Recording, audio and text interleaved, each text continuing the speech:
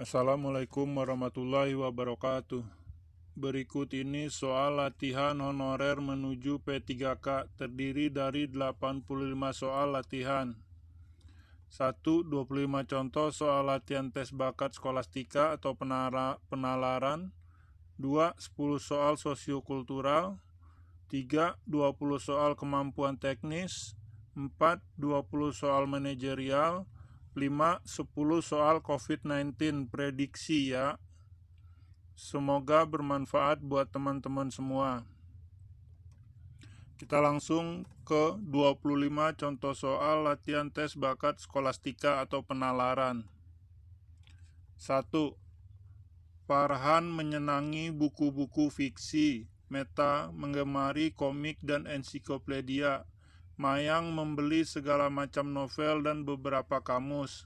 Irfan menggemari biografi. Sedang Sonia menyukai buku-buku non-fiksi. Jika dibuat kelompok pembaca beranggotakan 3 orang, susunan anggota yang paling sesuai adalah A. Irfan, Meta, Mayang. B. Farhan, Meta, Irfan. C. Farhan, Sonia, Mayang. D. Meta, Irfan, Sonia. E. Mayang, Sonia, dan Irfan.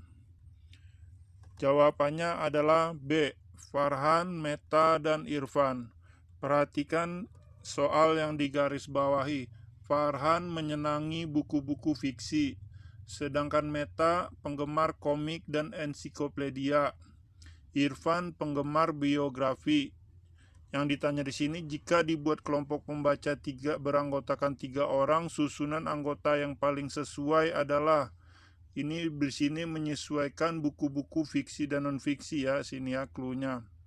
Pembahasannya kelompok penggemar fiksi Farhan, Meta, dan Irfan, dan kelompok penggemar non-fiksi adalah Mayang dan Sonia. Jadi jawabannya adalah E. Kita ke soal nomor 2. Semua yang hadir merupakan anggota perkumpulan.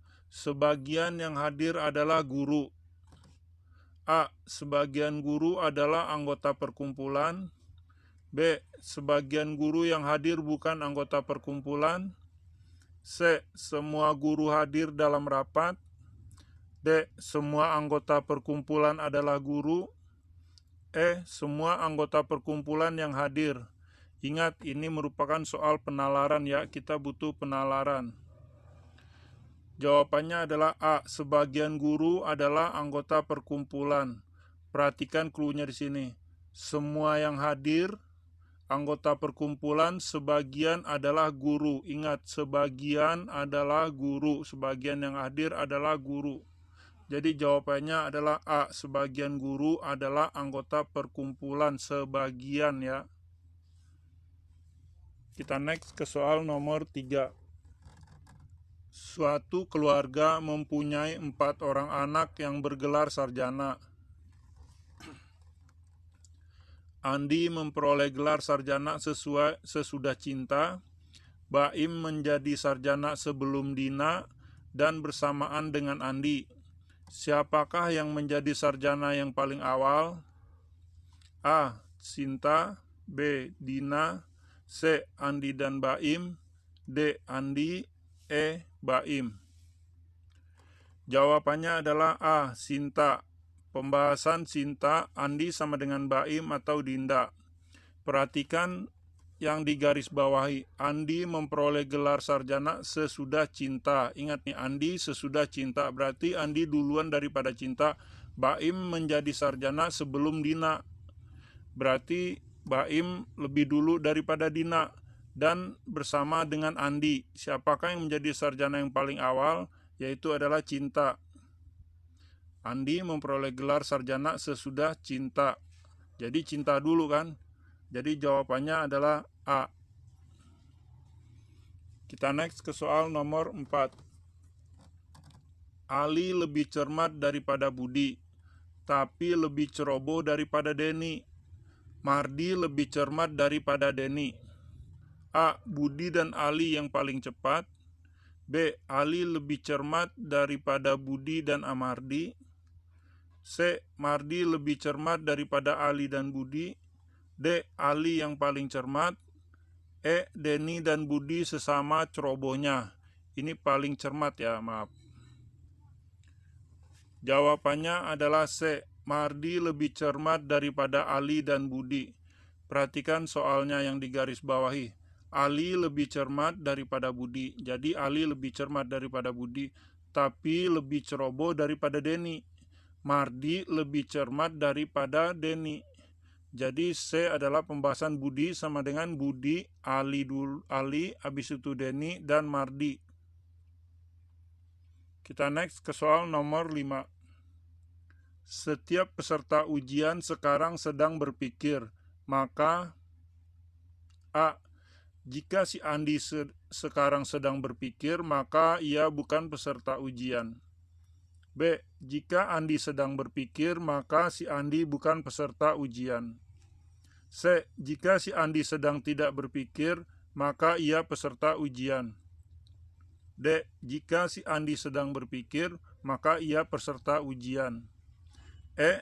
Jika si Andi bukan peserta ujian, maka ia tidak sedang berpikir. Jawabannya adalah D. Jika si Andi sedang berpikir, maka ia peserta ujian. Perhatikan cluenya yang digaris bawahi. Setiap peserta ujian sekarang sedang berpikir. Peserta ujian sekarang sedang berpikir. Jika si Andi sedang berpikir, maka ia peserta ujian. Karena setiap peserta ujian sekarang sedang berpikir ya. Kita next ke soal nomor 6. 6 mahasiswa duduk berurutan dalam ujian wawancara. Tini tidak bersebelahan dengan Salim atau Tia. Nila duduk di dekat Tia. Tini duduk di dekat Jufri. Dan Jufri duduk di sebelah Nila. Salim tidak ingin didahului Harto, dan Harto bersebelahan dengan Tini. Tia duduk di urutan terakhir. Siapa yang duduk di urutan pertama? A. Tia. B. Nila. C. Harto. D. Tini. E. Salim. Jawabannya adalah E. Salim. Pembahasannya adalah perhatikan cluenya yang digaris bawahi. Salim tidak ingin didahului oleh Harto, dan Harto bersebelahan dengan Tini. Tia duduk di urutan terakhir ya. Jadi yang paling dahulu itu adalah, yang di urutan pertama adalah Salim. Kita next ke soal nomor 7. Tidak semua hipotesis penelitian terbukti benar. Beberapa penelitian skripsi tidak menguji si hipotesis. A. Beberapa hipotesis skripsi tidak terbukti benar. B. Semua hipotesis skripsi terbukti benar. C. Beberapa sarjana tidak menulis skripsi. D. Semua hipotesis penelitian terbukti benar. E. Semua sarjana hipotesis skripsinya benar. Jawabannya adalah A. Beberapa hipotesis skripsi tidak terbukti benar. Perhatikan cluenya yang digaris bawahi. Tidak semua hipotesis terbukti benar. Jadi jawabannya adalah A. Beberapa hipotesis skripsi tidak terbukti benar. Kita next ke soal nomor 8. Santi selalu libur di hari Selasa. Ia menggantikan jadwal rekan kerjanya di hari Minggu. Ingat ya, selalu libur di hari Selasa, menggantikan rekannya di hari Minggu. Andi adalah rekan kerja Santi yang minta digantikan jadwalnya di hari Minggu ini. A. Santi libur di hari Selasa minggu depan. B. Andi tidak libur sama sekali. C. Santi lembur di hari Selasa. D. Santi tidak libur sama sekali minggu depan. E. Santi dan Andi tidak libur sama sekali. Jawabannya adalah Santi libur di hari Selasa minggu depan. Ya, di hari Selasa minggu depan. Perhatikan cluenya yang digaris bawahi. Santi selalu libur di hari Selasa. Ia menggantikan jadwal rekan kerjanya di hari Minggu. Ya. Santi yang minta digantikan jadwalnya di hari Minggu. Jadi jawabannya adalah A. Santi libur di hari Selasa minggu depan. Ingat ya, Santi libur di hari Selasa minggu depan. Kita next ke soal nomor 9. Bangau adalah burung. Bangau terbang ke selatan, beberapa burung terbang ke selatan. A. Tidak semua burung bangau terbang ke selatan. B. Tidak semua burung terbang ke selatan. C. Semua burung adalah bangau. D. Tidak setiap bangau yang terbang ke selatan adalah burung. E. Burung bukan bangau. Jawabannya adalah B. Tidak semua burung terbang ke selatan. Perhatikan cluenya yang digarisbawahi. Bangau terbang ke selatan. Bangau ya. Beberapa burung terbang ke selatan. Jadi tidak semua burung terbang ke selatan. Kita next ke soal nomor 10. Seorang presenter acara hiburan harus membaca surat yang dikirim pada para pemirsa. Surat Andi dibaca menjelang akhir acara. Surat Bani dibaca lebih dahulu dari surat Andi, tetapi bukan sebagai surat pembuka. Surat Cinta dan Dani dibacakan berurutan di antara surat Enda dan Bani. Surat siapakah yang dibaca paling awal? A. Surat Cinta. B. Surat Dani. C. Surat Enda. D. Surat Andi. E. Surat Bani. Jawabannya adalah C. Surat Enda. Perhatikan cluenya yang digarisbawahi. Surat Andi dibaca menjelang akhir acara, ya, menjelang akhir acara. Bani dibaca lebih dahulu daripada surat Andi, ya. Tetapi bukan sebagai surat pembuka. Surat Cinta dan Dani dibacakan berurutan di antara surat Enda dan Bani. Surat siapakah yang dibaca paling awal? Yaitu surat Enda. Kita next ke soal nomor 11. Salah satu syarat diterimanya sebagai PNS atau P3K adalah lulus dengan tes CPNS atau P3K. Sinta adalah salah satu peserta yang akan mengikuti tes CPNS atau P3K. A. Sinta diterima sebagai PNS atau P3K. B. Sinta mampu mengerjakan tes PNS atau P3K. C. Sinta belum tentu diterima sebagai CPNS atau P3K. D. Sinta tidak diterima sebagai PNS atau P3K. E. Sinta tidak lulus dalam tes PNS atau P3K. Jawabannya adalah C. Sinta belum tentu diterima sebagai PNS atau P3K. Perhatikan cluenya yang digarisbawahi ya. Syarat diterimanya adalah lulus tes CPNS nih ya. Syarat diterimanya adalah lulus tes CPNS. Sinta adalah salah satu peserta. Jadi Sinta belum tentu diterima sebagai PNS atau P3K. Kita next ke soal nomor 12.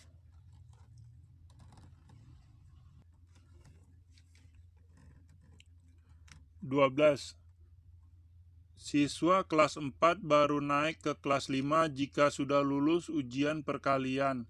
Dani dan Sinta adalah siswa kelas 5. A. Dani dan Sinta pasti mampu mengerjakan ujian perkalian. B. Sinta tidak lulus ujian perkalian.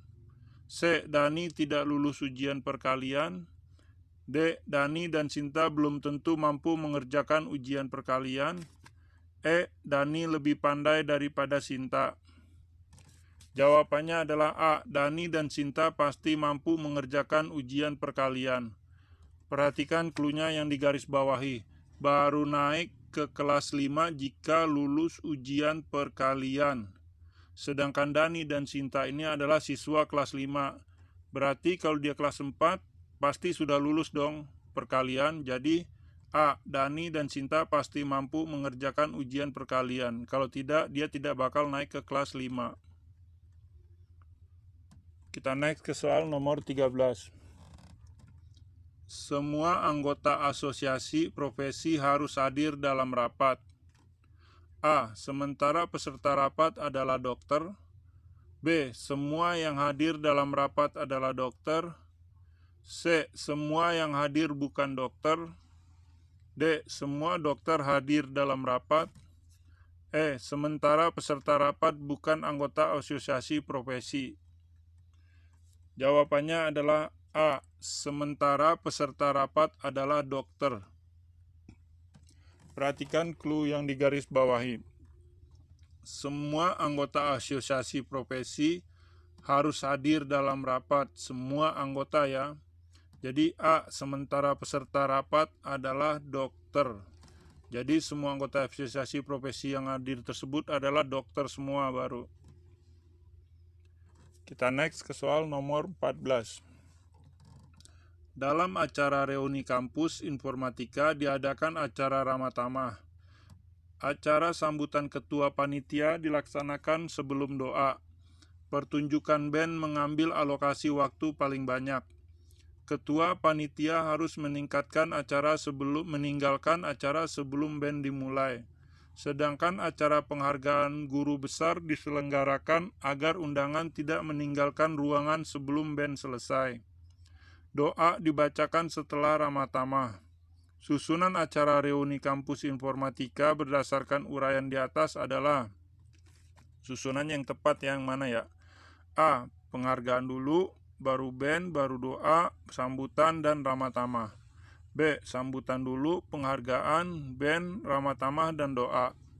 C. Sambutan, doa, penghargaan, band, dan ramah tamah. D. Penghargaan, sambutan, band, doa, baru ramah tamah. E. Tidak ada pilihan jawaban yang benar.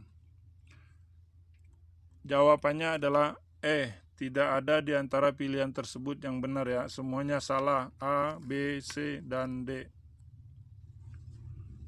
Kita next ke soal nomor 15.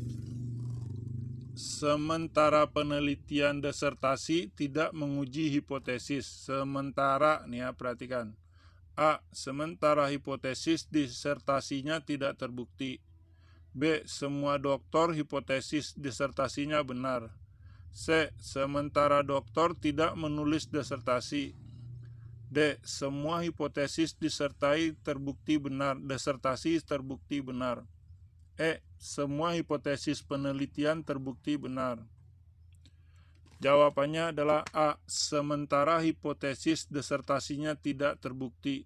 Sementara, perhatikan cluenya, sementara penelitian disertasi tidak menguji hipotesis. Jadi A. Sementara hipotesis disertasinya tidak terbukti. Tidak semua ya. Kita next ke soal nomor 16. Jarak antara kampus A dan B adalah 2 kali jarak kampus C. Ya, tolong diperhatikan ya. Di antara jarak kampus C dan D. Kampus E terletak di tengah-tengah antara kampus C dan D. Jadi kampus E ini terletak antara kampus C dan D. Selanjutnya diketahui bahwa jarak kampus C ke kampus A sama dengan jarak kampus D ke kampus B, yaitu setengah dari jarak kampus A ke kampus E. Kampus yang jaraknya paling jauh adalah A. Kampus D, B. Kampus E, C. Kampus A, D. Kampus B, E. Kampus C. Jawabannya adalah A. Kampus D. Jadi jarak kampus yang paling jauh adalah kampus D. Perhatikan di sini. A dan B 2 kali jarak kampus C dan D ya. E terletak di tengah-tengah antara kampus C dan D. Jadi yang paling jauh adalah jatuhnya adalah kampus D ya. Kita next ke soal nomor 17.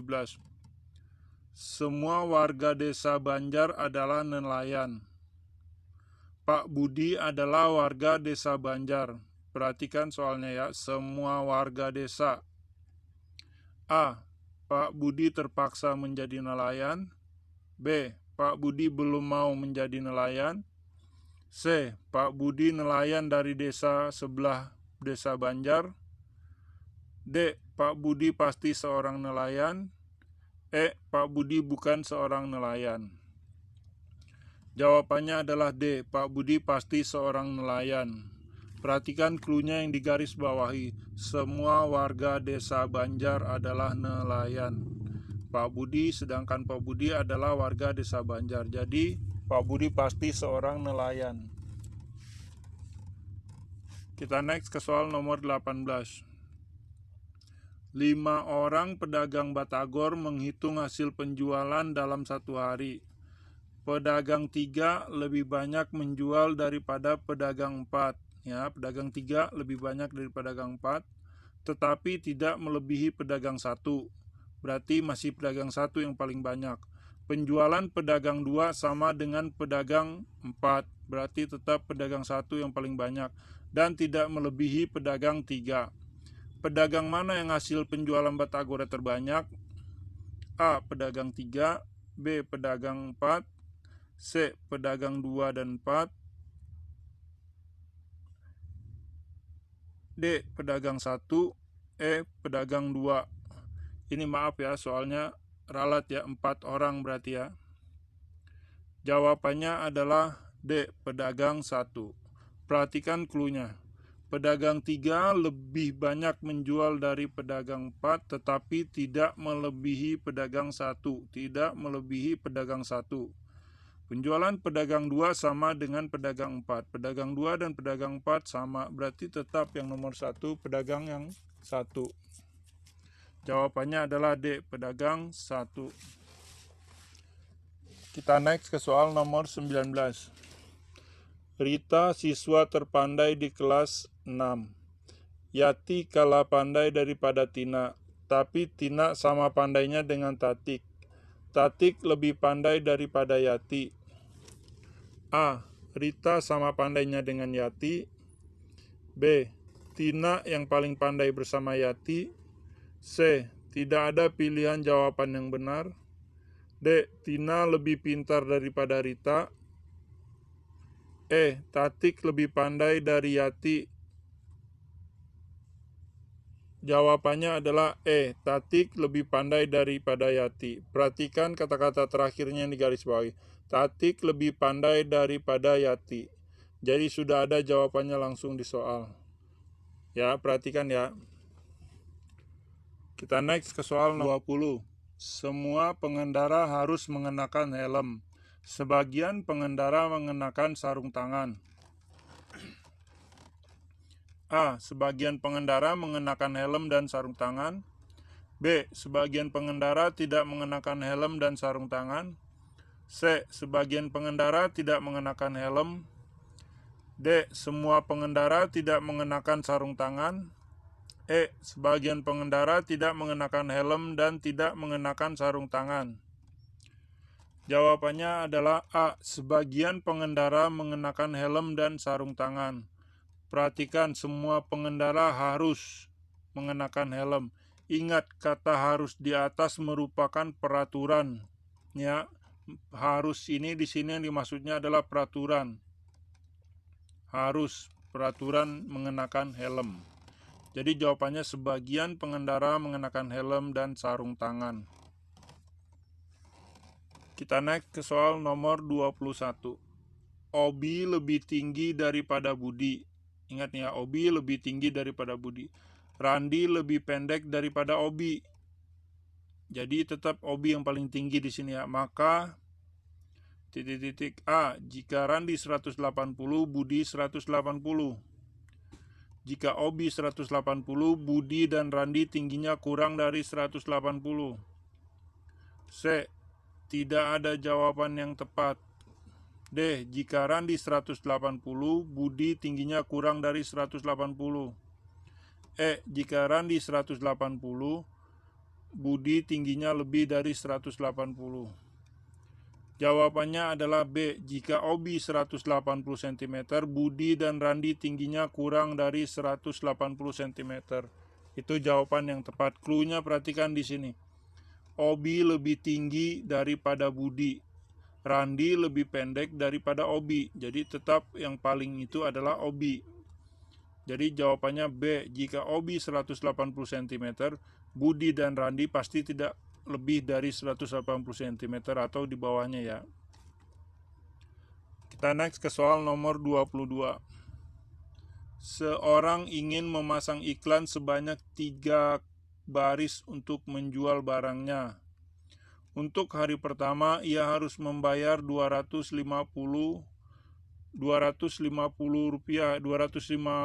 ribu maksudnya ya, 250 tiap baris nih, 250 ribu tiap baris untuk hari pertama.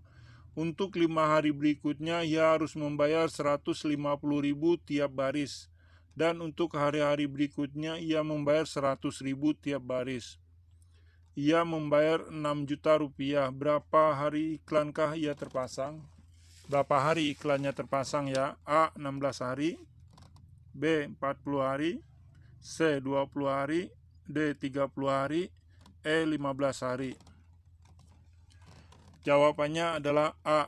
16 hari.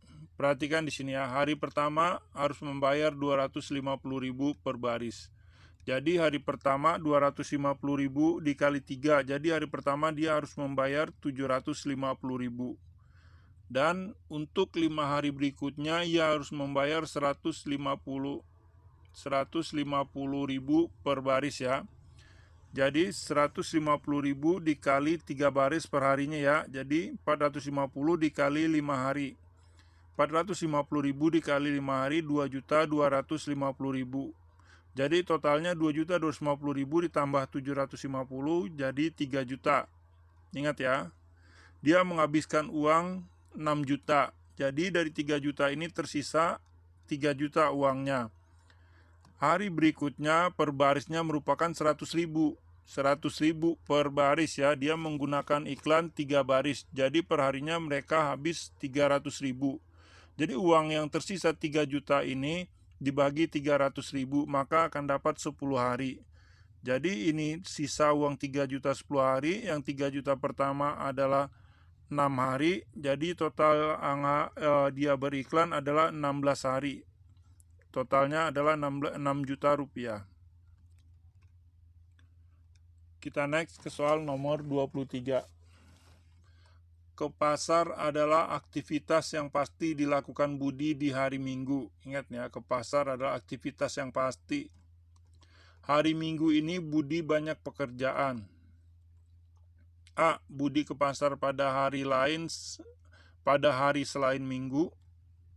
B. Budi tidak ke pasar jika banyak pekerjaan. C. Hari Minggu Budi tidak ke pasar. D. Hari Minggu Budi ragu ke pasar.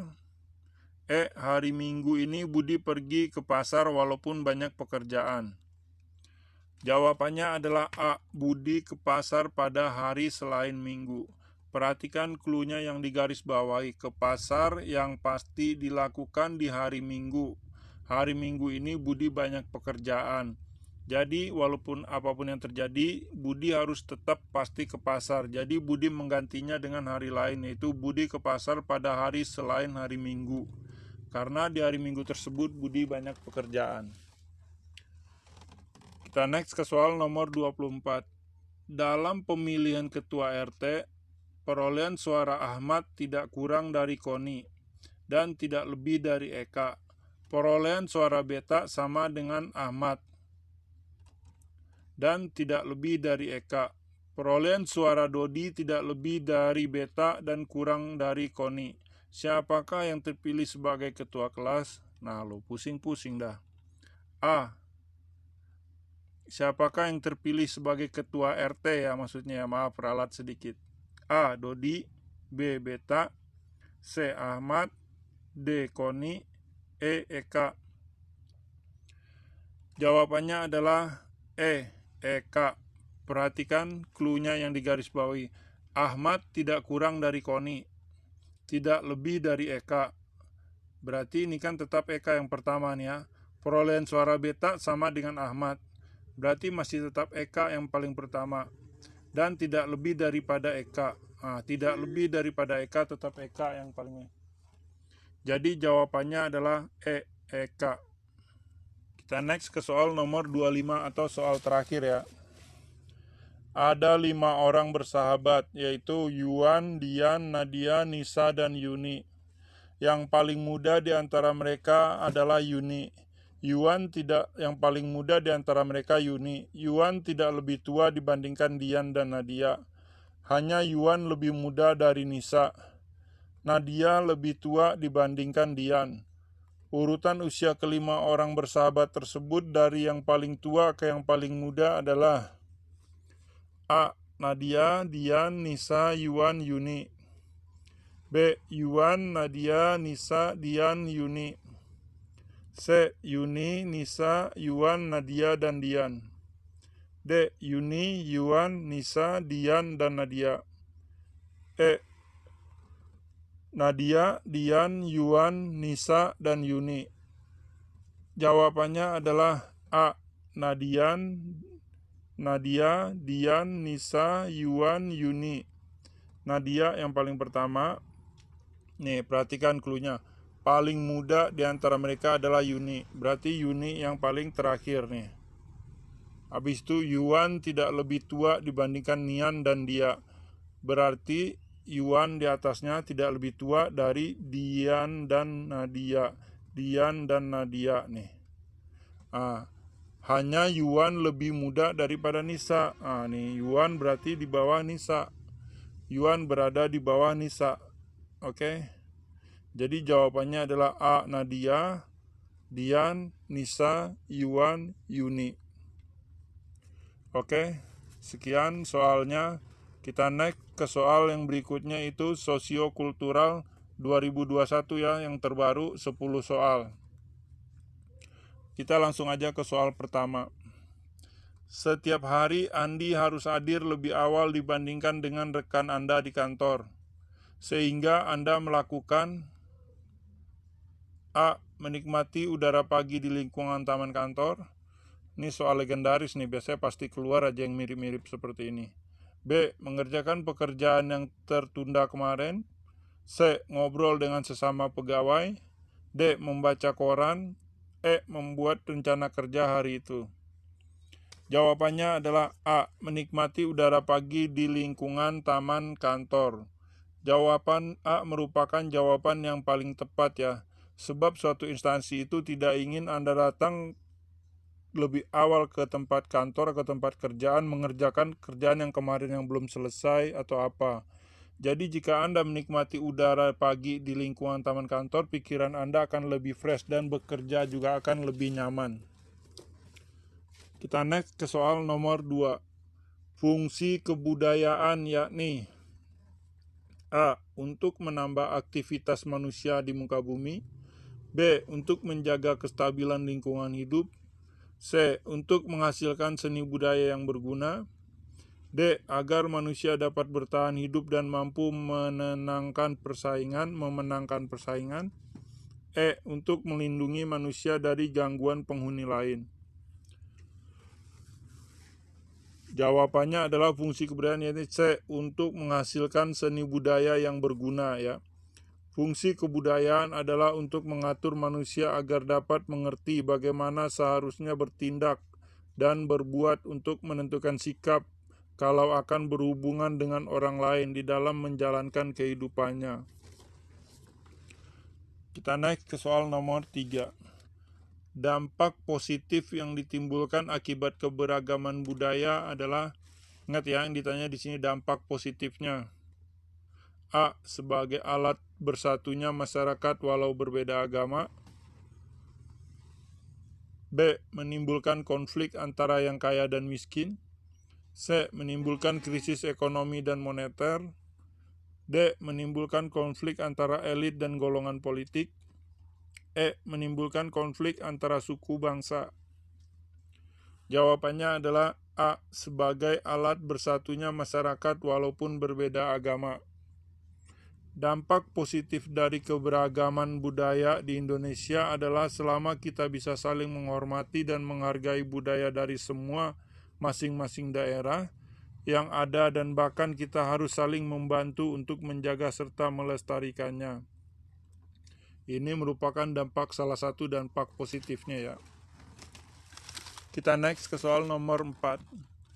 Kebudayaan kebendaan berupa alat dan teknologi yang dibutuhkan oleh masyarakat untuk menguasai alam merupakan definisi kebudayaan dari Selo Sumarjan, termasuk ke dalam bagian yang dinamakan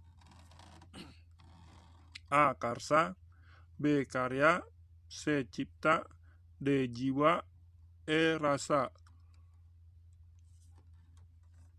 Jawabannya adalah termasuk yang dinamakan ke dalam B. Karya. Menurut Selo Sumarjan dan Sulaiman Sumadri, kebudayaan adalah sarana hasil karya, rasa, dan cipta masyarakat. Kita next ke soal nomor 5. Berikut ini pengertian kebudayaan menurut Abby Taylor merupakan, ya, pengertian menurut Abby Taylor. Ini pasti keluar juga biasanya nih, sama Selo Sumarjan tadi. A. Hal-hal yang bersangkutan dengan budi dan akal. B. Hal-hal yang bersangkutan tingkah laku. C. Keseluruhan sesuatu yang kompleks di mana di dalamnya terkandung pengetahuan, moral, hukum, adat istiadat, dan didapat oleh seseorang. D. Seperangkat peraturan dan norma yang dimiliki bersama oleh anggota masyarakat. E. Kemampuan seluruh anggota masyarakat. Jawabannya adalah C. Keseluruhan sesuatu yang kompleks di mana di dalamnya terkandung pengetahuan, moral, hukum, adat istiadat yang didapat oleh seseorang. Sir Edward Barnett Taylor adalah seorang antropolog yang berasal dari Inggris, ya. Taylor dikenal melalui jasanya dalam penelitian evolusi kebudayaan. Dalam karyanya Primitive Culture dan Antropologi, ia mendefinisikan konteks penelitian ilmiah dalam antropologi yang didasari dari teori evolusi Charles Darwin. Kita next ke soal nomor 6. Dalam proses internalisasi budaya, institusi yang berperan menampilkan fondasi nilai dan norma yaitu, ya, dalam proses internalisasi budaya yang berperan apa? A. Agama, B. Keluarga, C. Masyarakat, D. Sekolah, E. Pemerintah. Jawabannya adalah sekolah. Internalisasi berarti proses menanamkan dan menumbuh kembangkan suatu nilai atau budaya menjadi bagian dari orang yang bersangkutan.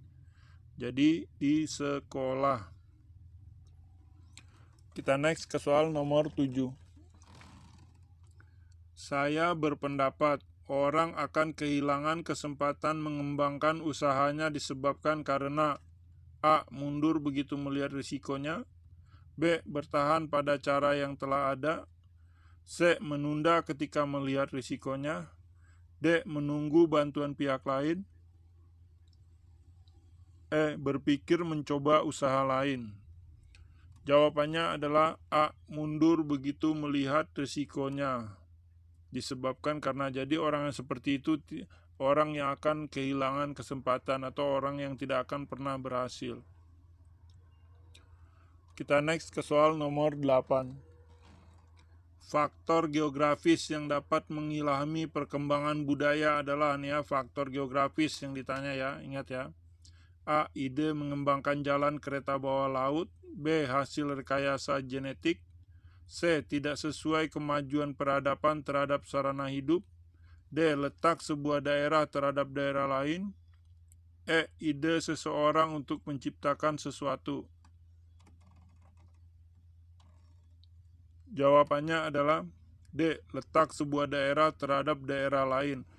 Hal tersebut bisa mempengaruhi geografis atau perkembangan budaya seseorang. Contohnya di daerah Pulau Jawa orang bertempat tinggal dekat-dekat, jadi budayanya biasanya ngomongnya pelan-pelan. Berbeda dengan orang yang di Sumatera, rumahnya agak berjauhan, jadi ngomongnya agak keras. Itu merupakan salah satu contohnya, ya. Kita next ke soal nomor 9. Kebudayaan rohaniyah atau immaterial kultur meliputi A. Karya dan cipta, B. Cipta dan rasa, C. Cipta dan karsa, D. Rasa dan karya. E. Karya dan karsa. Jawabannya adalah B. Cipta dan rasa.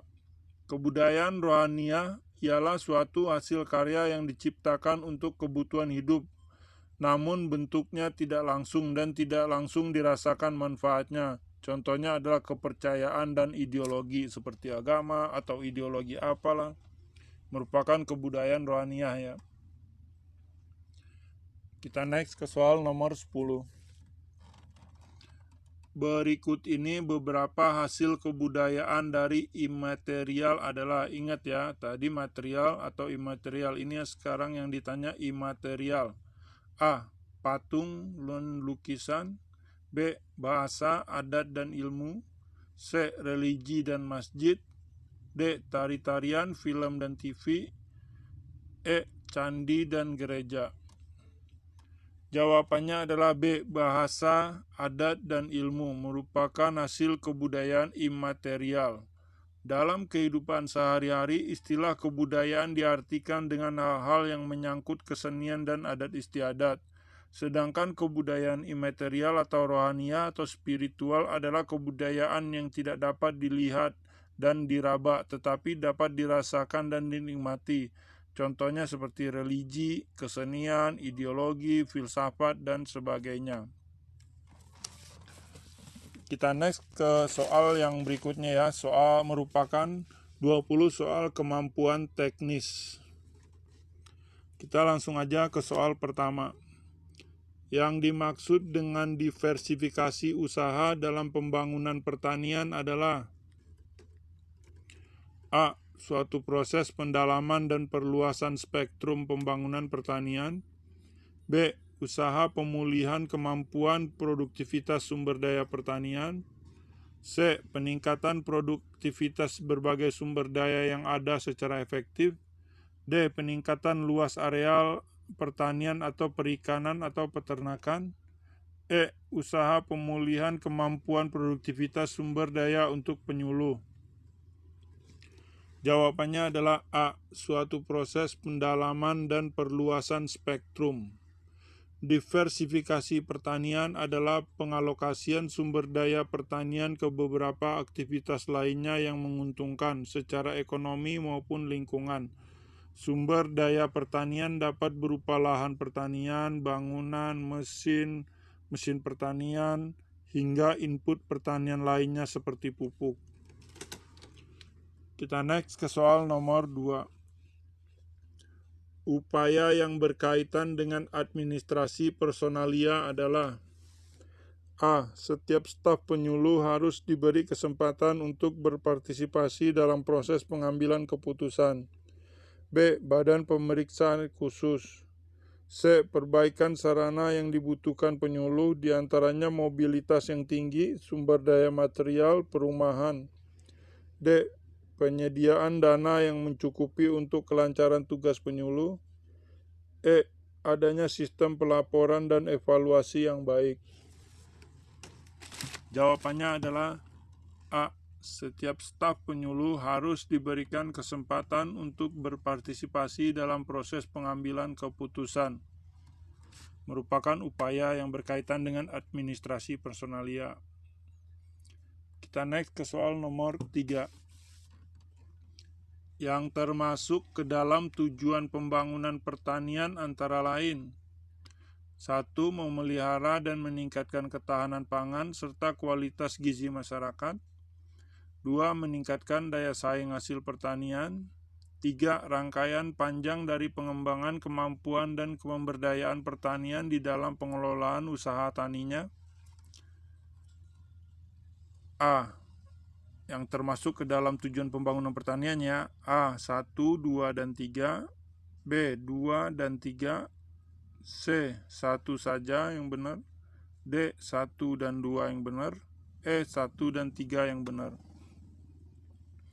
Jawabannya adalah yang benar 1 dan 2 saja yang benar. Jadi yang benarnya adalah memelihara dan meningkatkan ketahanan pangan serta kualitas gizi masyarakat, sama meningkatkan daya saing hasil pertanian, merupakan yang termasuk ke dalam tujuan pembangunan pertanian.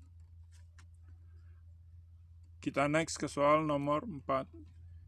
Teaching aids adalah, teaching aids biasanya guru pasti sangat kenal. A. Pengajar. B. Alat bantu mengajar. C. Dasar mengajar. D. Simulasi. E. Demonstrasi. Jawabannya adalah B. Alat bantu mengajar. Alat bantu mengajar adalah teaching aids. Teaching aids merupakan media bahan ajar guru yang digunakan dalam kegiatan belajar mengajar di kelas. Kita next ke soal nomor 5. Pesan dari penyuluh adalah A. Pesan. B. Informasi. Maksudnya pesan dari penyuluh namanya apa ya? C. Media. D. Materi. E. Fasilitas. Jawabannya adalah B. Informasi. Pesan dari penyuluh adalah informasi. Pesan dari penyuluh namanya informasi. Salah satu tujuan program penyuluhan pertanian adalah pengubahan masyarakat melalui perubahan sosial yang direncanakan. Usaha yang secara sengaja ini diarahkan untuk memperbaiki sistem-sistem sosial yang terdapat pada masyarakat, dan akhirnya penyuluhan ini memperbaiki masyarakat secara keseluruhan. Kita next ke soal nomor 6. Penggunaan media penyuluhan pertanian dapat mempermudah sasaran dalam memahami dan mengingat pesan yang terkandung dalam materi. Hal ini disebut sebagai fungsi. Ini fungsi apa? A. Kompensatoris. B. Kognitif. C. Analisis. D. Afektif. E. Atensi. Jawabannya adalah hal ini disebut sebagai fungsi kognitif. Kognitif atau kognisi adalah keyakinan seseorang tentang sesuatu yang didapatkan sesuai proses berpikir tentang seseorang atau sesuatu. Proses yang dilakukan adalah memperoleh pengetahuan dan memanipulasi pengetahuan melalui aktivitas mengingat, menganalisis, memahami, menilai, menalar, membayangkan, dan berbahasa. Kita next ke soal nomor 7. Administrasi penyuluhan sebagai total sistem harus dapat bergerak menuju sasaran dan tujuan yang mempunyai kesatuan. A. Pola pikir. B. Domisili. C. Sebab akibat. D. Hamparan. E. Kelompok. Jawabannya adalah menuju sasaran dan tujuan yang mempunyai kesatuan pola pikir. Jadi harus satu pola pikir ya. Kita next ke soal nomor 8. Berkunjung ke rumah petani merupakan teknik. Teknik apa nih berkunjung nih? Penyuluh berkunjung ke rumah petani merupakan teknik apa? A. Temu wisata. B. Demonstrasi. C. Anjang sana. D. Temu usaha. E. Tatap muka. Jawabannya adalah C. Berkunjung ke rumah petani merupakan teknik anjang sana. Anjang sana adalah 1. Kunjungan untuk melepaskan rasa rindu. 2. Kunjungan silaturahmi ke rumah tetangga, saudara, kawan lama, dan sahabat. Kita next ke soal nomor 9. Berikut adalah upaya yang dilakukan KTNA dalam rangka penataan dan perbaikan organisasi, kecuali KTNA harus dapat mengatur pelaksanaan hak dan kewajiban anggota. B. Perlu campur tangan pemerintah dalam proses pemilihan KTNA. C. Penguatan organisasi dengan cara pemilihan KTNA secara demokratis dan transparan. D. Jumlah KTNA dari setiap desa sebaiknya tetap. E. Jumlah KTNA dari setiap desa sebaiknya sesuai dengan luas wilayah. Jawabannya adalah C. Penguatan organisasi dengan cara pemilihan KTNA secara demokratis dan transparan.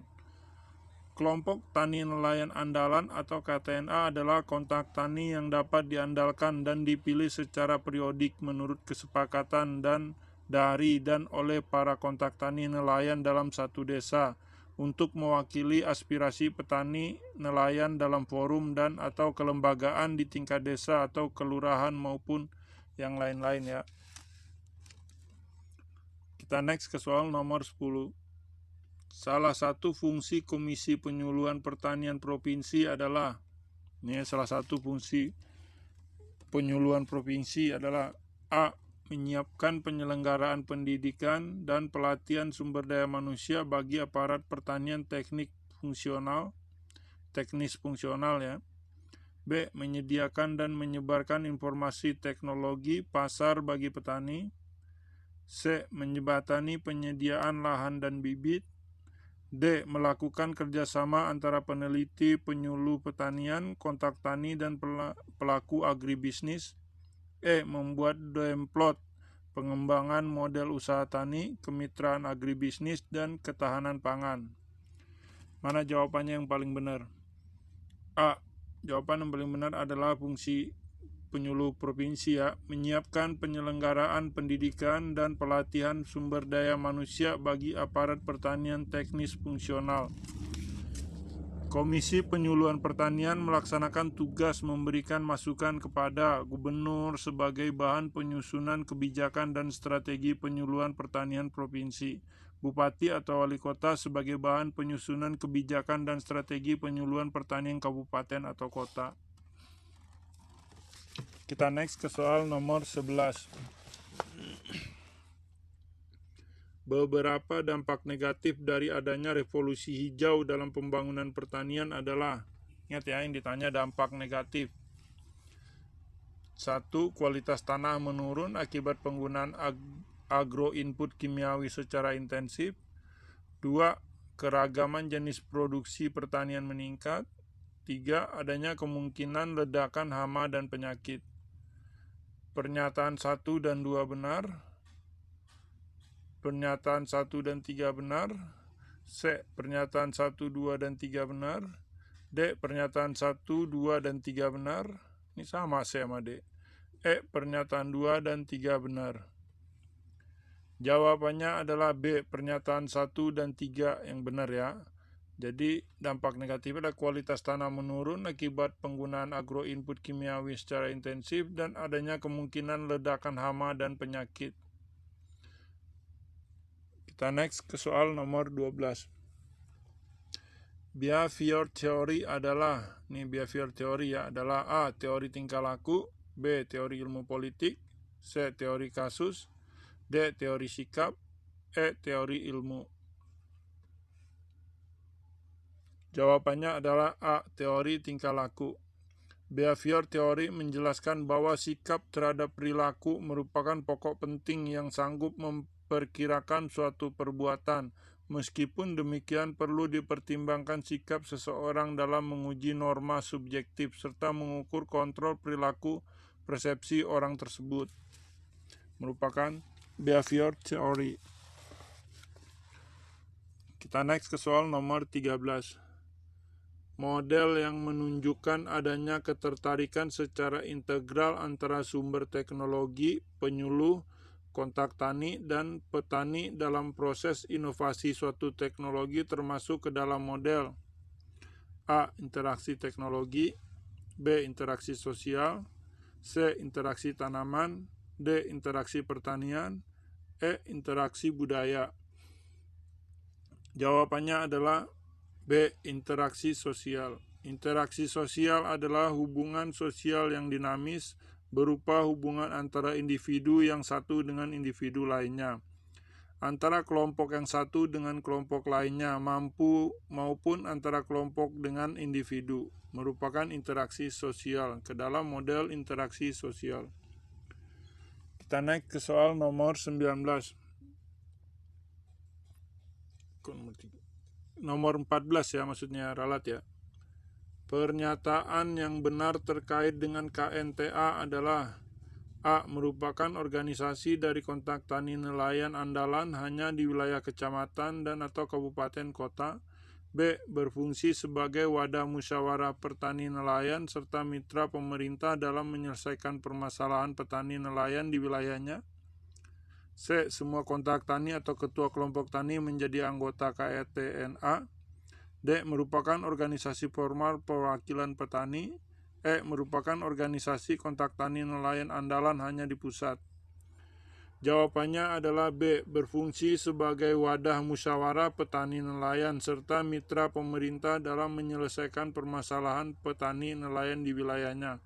KNTA adalah kelompok tani nelayan andalan. Berikutnya ya. Ruang lingkup penyuluhan pertanian dalam pembangunan pertanian meliputi 1. Pengembangan budidaya pertanian, 2. Pembangunan usaha pertanian, 3. Pengembangan kelembagaan pertanian. Yang merupakan ruang lingkupnya adalah A. 1, 2, dan 3 benar, B. 2 dan 3 benar, C. 1 dan 2 benar, D. 1 dan 3 saja, E. 1 saja benar. Jawabannya adalah A. 1, 2, dan 3 benar atau semuanya benar. Pengembangan budidaya pertanian, pengembangan usaha pertanian, pengembangan kelembagaan pertanian. Kita next ke soal yang berikutnya. Berikut ini merupakan teknis administrasi tentang BPPP atau Balai Penyuluh Pertanian. Kecuali, ingat nih ya, kecualinya ya. A. Wilayah kerjanya mencakup setengah wilayah kecamatan. B. Wilayah kerjanya mencakup 2/3 wilayah kecamatan. C. Terdiri dari beberapa wilayah binaan. D. Wilayah binaan dikenal sebagai wilayah kerja penyuluh pertanian. E. Tiap WKPP dilayani oleh 2 orang petugas penyuluh lapangan atau PPL yang mencakup satu atau beberapa desa. Jawabannya adalah A. Wilayah kerjanya mencakup setengah wilayah kecamatan. Jadi itu termasuk kecuali ya. Kita next ke soal berikutnya. Salah satu peran kelompok adalah sebagai kelas belajar. Artinya kelompok tani merupakan A. Tempat memperkuat kerjasama di antara sesama petani dalam kelompok tani dan antara kelompok tani serta dengan pihak lain. B. Wadah belajar mengajar bagi anggotanya guna meningkatkan pengetahuan, keterampilan, dan sikap sehingga tumbuh kemandirian anggota dalam berusaha tani. C. Alat komunikasi yang baik antara sesama anggota, anggota dengan pengurus, serta anggota atau pengurus dengan penyuluh, bank, dan KUD. D. Wadah usaha tani yang dilaksanakan oleh masing-masing anggota kelompok tani yang dipandang sebagai suatu kesatuan yang dapat dikembangkan untuk mencapai skala ekonomi. E. Satu kesatuan yang dapat dikembangkan untuk mencapai skala ekonomi. Jawabannya adalah B. Wadah belajar mengajar bagi anggotanya guna meningkatkan pengetahuan, keterampilan, dan sikap sehingga tumbuh kemandirian anggota dalam berusaha tani. Kita next ke soal yang berikutnya. Dorongan atau bimbingan dari pemerintah bagi peningkatan kerjasama kelompok-kelompok tani dapat diperlihatkan dalam bentuk A. Kegiatan politik tani. B. Membeli hasil panen dengan harga tinggi. C. Menyediakan bahan-bahan khusus. D. Membasmi hama-hama yang umum. E. Organisasi koperasi. Jawabannya adalah C. Menyediakan bahan-bahan khusus. Jadi dorongan atau bimbingan dari pemerintah bagi peningkatan kerjasama kelompok-kelompok tani dapat diperlihatkan dalam bentuk penyediaan bahan-bahan khusus oleh pemerintah ya. Kita next ke soal yang berikutnya. Administrasi penyuluhan dipandang sebagai kegiatan pemberdayaan sumber daya manusia, khususnya pada sasaran berikut kecuali ya. A. Penyuluh, B. Kontak tani, C. Petani, D. Sejawat, E. Penyewa lahan. Jawabannya adalah kecuali petani. Petani merupakan tidak termasuk ke dalam administrasi penyuluhan kegiatan pemberdayaan sumber daya manusia. Kita next ke soal yang berikutnya. Anatomi desain poster yang memuat judul adalah A. Ilustrasi, B. Tema, C. Topik, D. Artikel, E. Heading. Jawabannya adalah heading. Anatomi desain poster yang memuat judul adalah namanya heading. Heading adalah bagian iklan yang sengaja ditonjolkan supaya iklan menarik para pembeli untuk segera membelinya. Fungsinya juga memperjelas iklan agar mudah dipahami dan menarik. Pada berita atau artikel, heading biasanya dijadikan judul. Sekian soalnya. Sekarang kita lanjut ke 20 soal manajerial ya. Soal manajerial. Yang pertama, soal manajerial pertama. Keterampilan yang harus dimiliki oleh seorang manajer adalah A. Konseptual, formal, dan teknis. B. Formal, teknis, dan manajerial. C. Konseptual, kemanusiaan, dan teknis. D. Perencanaan, organisasi, dan evaluasi. E. Formal, informal, dan teknis. Jawabannya adalah keterampilan yang harus dimiliki oleh seorang manajer adalah konseptual, kemanusiaan, dan teknis. Keterampilan yang harus dimiliki oleh seorang manajer: 1. Keterampilan berdelegasi, keterampilan teknik, keterampilan konseptual, keterampilan kepemimpinan, keterampilan komunikasi, keterampilan motivasi, keterampilan membuat keputusan, dan keterampilan perencanaan. Kita next ke soal nomor 2. Perhatikan fungsi-fungsi manajemen di bawah ini. 1. Memberi motivasi kerja. 2. Mengembangkan keterampilan dan kemampuan staf. 3. Membagi pekerjaan. 4. Memperbaiki kesalahan yang dibuat pegawai. 5. Mengetahui hasil pekerjaan. 6. Mengetahui jalannya program. Berdasarkan uraian di atas, hal-hal yang termasuk tujuan dan fungsi manajemen controlling ditunjukkan oleh nomor. Ingat yang ditanya manajemen controlling. A. 1, 2, dan 3. B. 1, 2, dan 4. C. 2, 3, dan 4. D. 4, 5, dan 6. E. 1, 2, dan 6. Jawabannya adalah D. 4, 5, dan 6. Memperbaiki kesalahan yang dibuat pegawai dan mengetahui hasil pekerjaan dan mengetahui jalannya program merupakan yang termasuk dari fungsi manajemen controlling. Kita next ke soal nomor 3. Istilah manajemen berasal dari manage, yang berasal dari bahasa, yaitu bahasa apa? A. Inggris manajemen. B. Italia manageri. C. Sanskerta managio. D. Itali managio. E. Latin managio. Jawabannya adalah berasal dari bahasa D. Itali managio. Manajemen adalah seni menyelesaikan pekerjaan melalui orang lain. Definisi Mary Parker Follett ini berarti bahwa seorang manajer bertugas mengatur dan mengarahkan orang lain untuk mencapai tujuan organisasi. Atau istilahnya juga gampangnya manajer tukang perintah. Kita next ke soal nomor 4. Saya mampu menuntaskan tugas sebelum batas waktu yang ditetapkan. Saya memiliki waktu senggang pada jam kerja. Biasanya waktu tersebut digunakan untuk A. Meneliti kembali hasil pekerjaan saya. B. Bersosialisasi dengan rekan-rekan sekantor. C. Bersosialisasi dengan rekan-rekan dari tim berbeda. D. Membaca buku-buku yang dapat mendukung pekerjaan saya.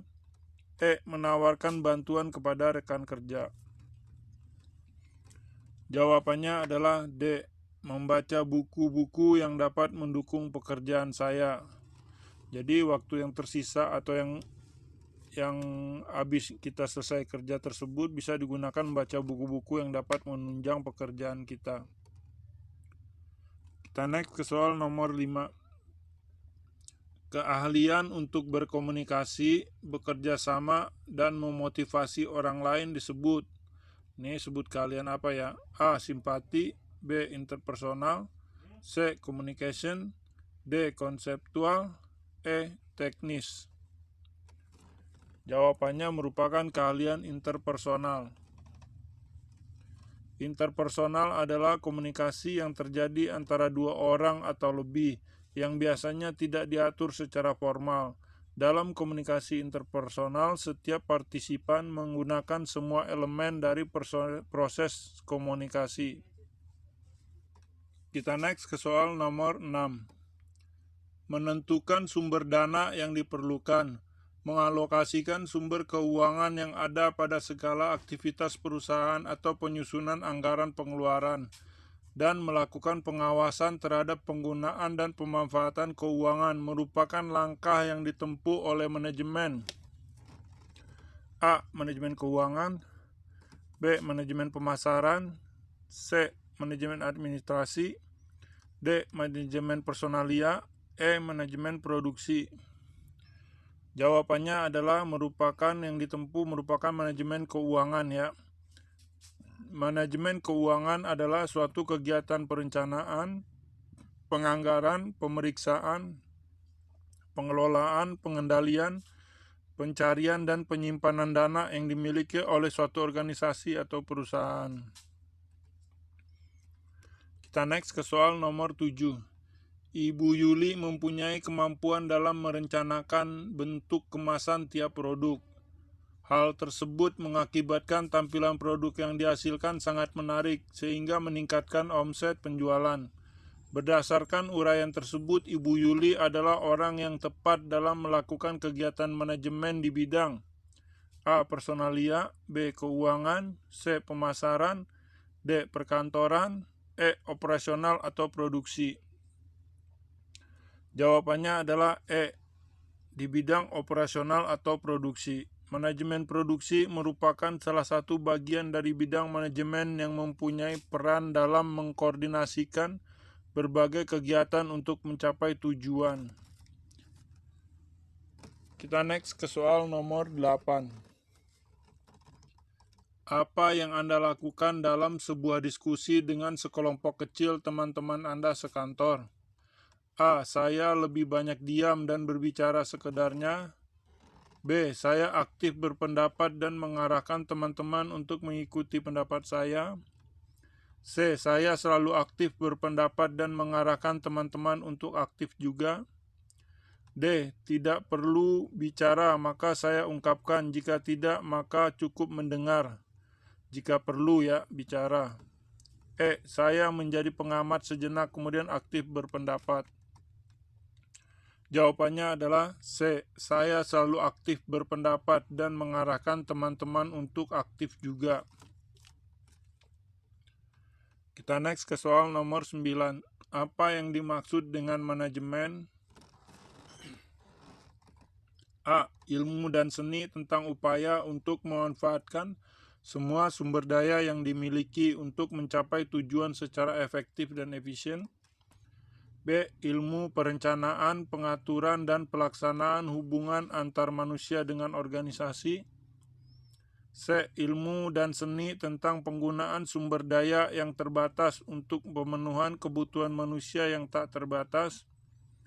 D. Ilmu untuk mendapatkan hasil kerja yang maksimal dalam rangka pemenuhan kebutuhan organisasi untuk mencapai tujuan misi dan visi perusahaan.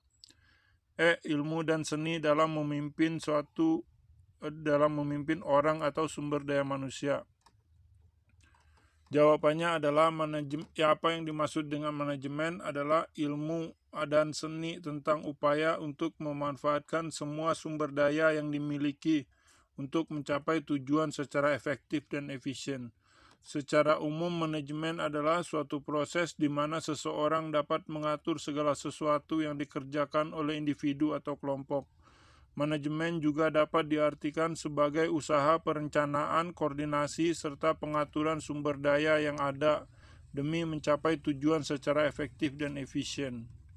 Ingat nih, clue-nya efektif dan efisien aja. Kita next ke soal nomor 10. Tingkat manajemen yang bertugas memimpin dan mengawasi tenaga-tenaga operasional adalah A. Lower management, B. Middle management, C. Personalia, D. Organizing, E. Top management. Jawabannya adalah A. Lower management. Manajemen lini pertama atau lower management adalah tingkatan manajemen yang paling rendah dalam sebuah perusahaan. Manajemen lini pertama tidak membawahi manajer yang lain. Contoh manajemen tingkat pertama adalah mandor atau pengawas atau sering disebut dengan supervisor. Kita next ke soal nomor 11. Anda mendapat klien yang sangat kritis terhadap hasil kerja Anda. Menghadapi klien tersebut, bagaimana sikap Anda? A. Bernegosiasi dengan klien bahwa tidak semua permintaannya dapat dipenuhi. B. Melaporkan sikap klien tersebut kepada atasan. C. Bersedia memenuhi semua permintaan sehingga dapat memuaskan klien. D. Meminta atasan untuk menambah pegawai yang dapat membantu klien tersebut. E. Meminta atasan untuk menambah pegawai khusus. Jawabannya adalah menghadapi klien tersebut karena harus bernegosiasi dengan klien bahwa tidak semua permintaannya dapat dipenuhi. Kita next ke soal nomor 12. Perhatikan unsur pekerjaan berikut ini. A. Direktur utama. B. Mandor. C. Pengawas lapangan. D. Kepala bagian. E. Supervisor. D. Dewan direksi. Yang merupakan bagian lower management adalah manajemen tingkat bawah yang mana? A. B, C, dan E. B, B, C, dan D. C, C, E, dan F. D, B, dan F. B, D, dan F. E, A, B, dan C. Jawabannya adalah A, B, C, dan E. Lower level management adalah tingkatan manajemen yang paling rendah dalam suatu perusahaan. Jadi yang B dulu mandor, pengawas lapangan, supervisor. Tiga-tiganya merupakan yang berada di tingkat level lower management. Kita next ke soal nomor 13. Seberapa pentingkah kelompok tim bagi Anda? A. Cukup penting karena merupakan dorongan untuk mencapai tujuan. B. Penting tapi yang utama adalah target. C. Tidak terlalu penting karena penting adalah target tercapai. E. Penting tapi bukan yang utama. E. Bisa saja karena kita di dunia profesional tidak begitu perlu kedekatan. Jawabannya adalah B. Penting tapi yang utama adalah target. Ingat ya, target perusahaan harus diutamakan. Kerjasama tim membuat kita dapat saling berbagi informasi, saling melatih dan menyemangati satu dengan yang lain sehingga akan mendapatkan pengalaman dengan ide-ide yang baru. Kerjasama tim juga merupakan kesempatan untuk belajar dari kesalahan yang dilakukan oleh anggota lainnya. Tapi jangan lupa target adalah hal yang utama. Kita next ke soal nomor 14. Salah satu tugas dari manajemen puncak adalah atau top manajemen ya. A. Melakukan semua pekerjaan tingkat operasional. B. Mengawasi pada pekerja. C. Bertanggung jawab kepada middle management.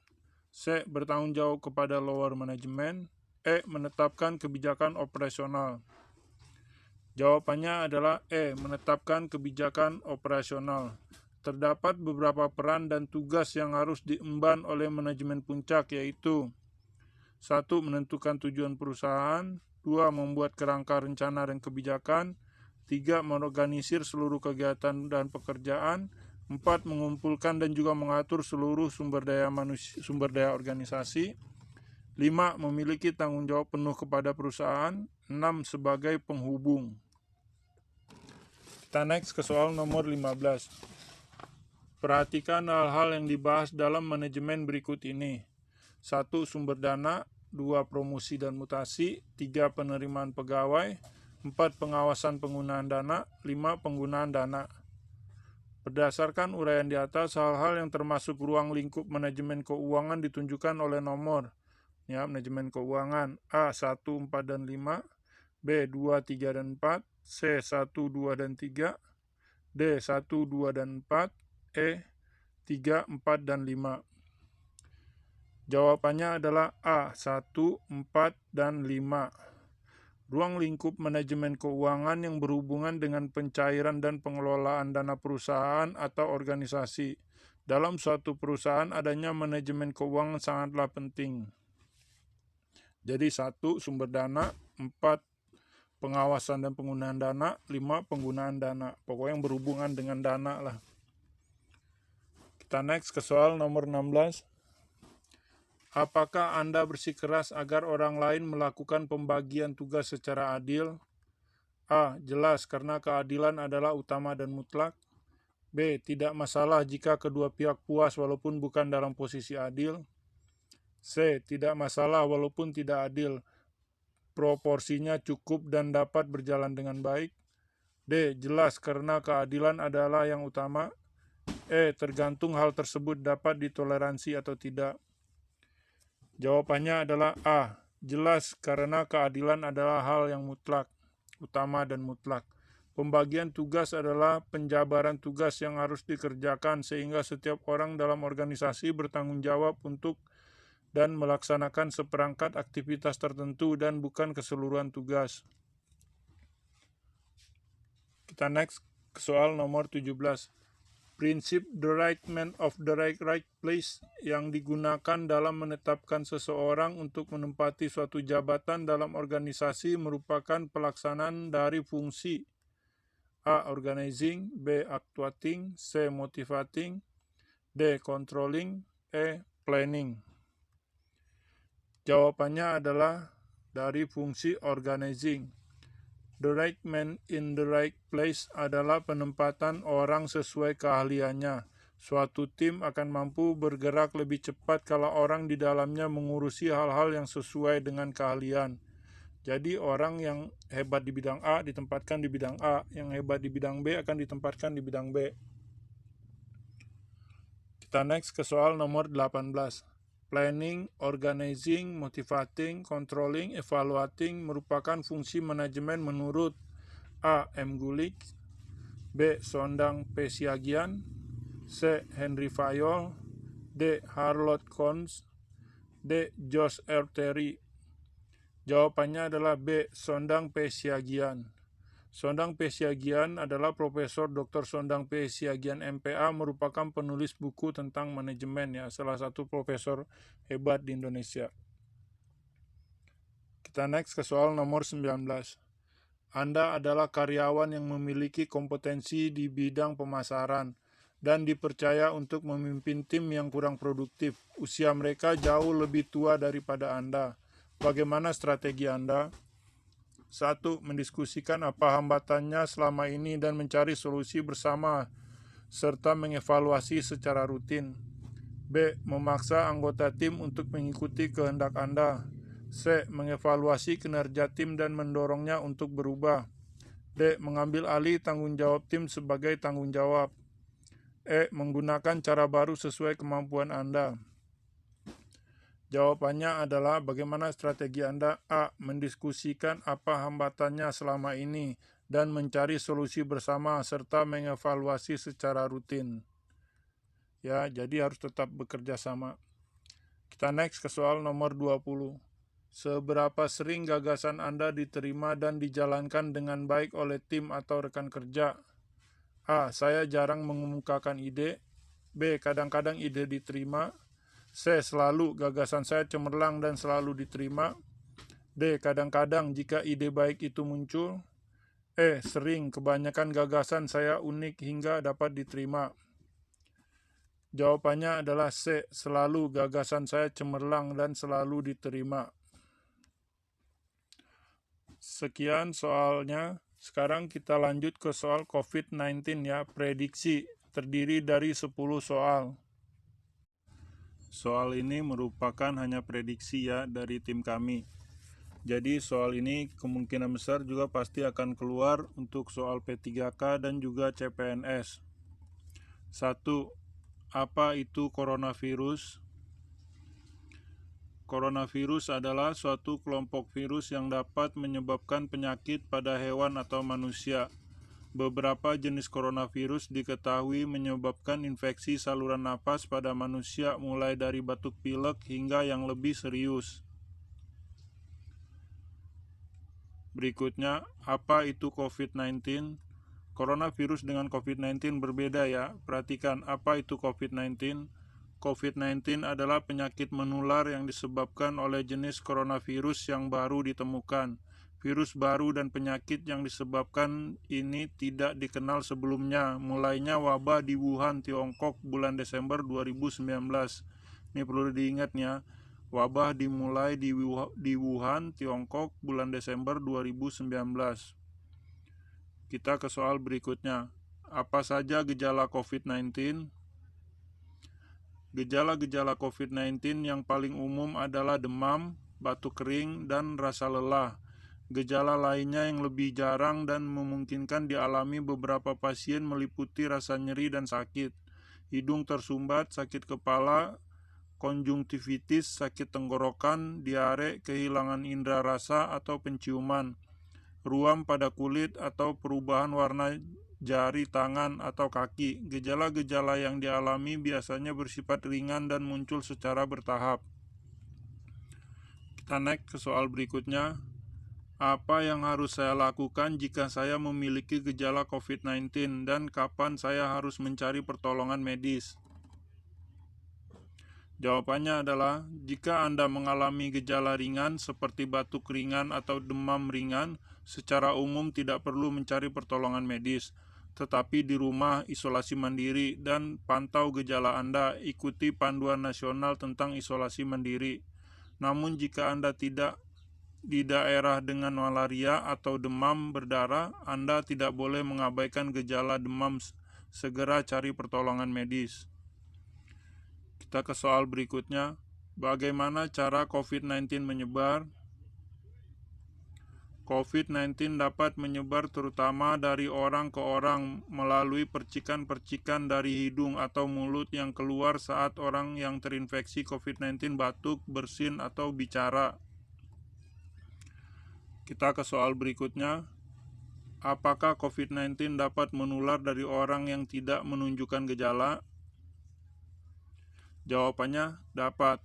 COVID-19 dapat menular dari orang yang hanya bergejala ringan seperti batuk ringan tetapi merasa sehat.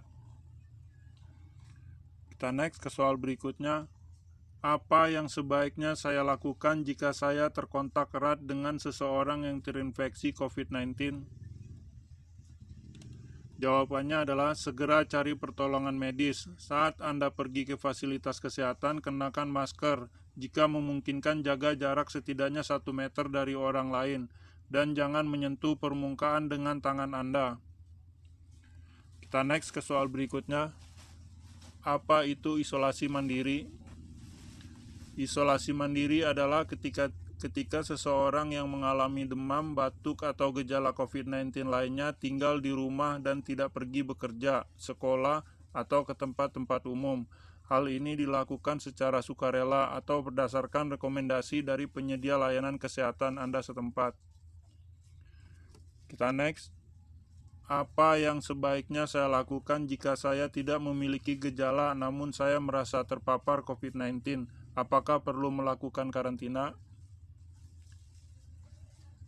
Jawabannya, karena orang yang terinfeksi COVID-19 dapat menularkan secara cepat ke orang lain, segera mengarantina diri dapat mencegah orang lain tertular virus. Kita ke soal berikutnya. Apakah anak-anak atau remaja dapat terinfeksi COVID-19? Penelitian menunjukkan bahwa anak-anak dan remaja memiliki risiko terinfeksi dan menularkan ke orang lain yang sama seperti kelompok usia lainnya. Sekian 10 soal prediksi COVID-19. Nanti soal ini bisa juga keluar berupa multiple choice A, B, C, dan D. Tergantung dari tim yang membuat soalnya nanti. Wassalamualaikum warahmatullahi wabarakatuh.